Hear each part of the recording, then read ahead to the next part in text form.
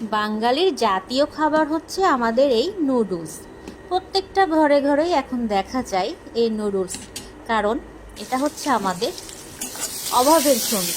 বাসায় কিছু নাই, যাও একটু নুডলস নিয়ে আসো, রান্না করে খাই। মেহমান আসলো, যাও একটু নুডলস নিয়ে আসো, রান্না করে দিই।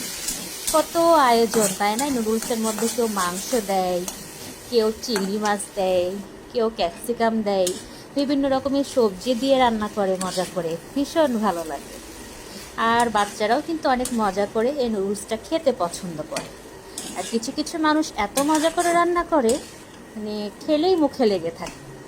বাংলাদেশে যখন প্রথম আসলো, তখন অনেক মানুষই এটাকে খেতে চাইতো না, ঘৃণা করতো, বলতো কেঁচোর মতো, খাবো না, ভালো লাগে না। কিন্তু বাংলাদেশের এখন 100 ভাগের মধ্যে 90 ভাগই হচ্ছে মানুষরা নুডলস পছন্দ করে। বাচ্চাদের টিফিনে বা পাকোড়া তৈরি করতে বিভিন্ন কাজে নুডলসটা ব্যবহার করা হয়, খাবারের উপযোগী করে নিন। তো আমার তো ভীষণ ভালো লাগে যদি সেটা অনেক কিছু দিয়ে রান্না করা হয়। আমি যেন তেন করেই আজকে রান্না করেছি, তাও অনেক মজা হয়েছিল। দেখছেন না, এক বাটি নিয়ে বসে গেছি, আমার তো খুবই ভালো লাগে।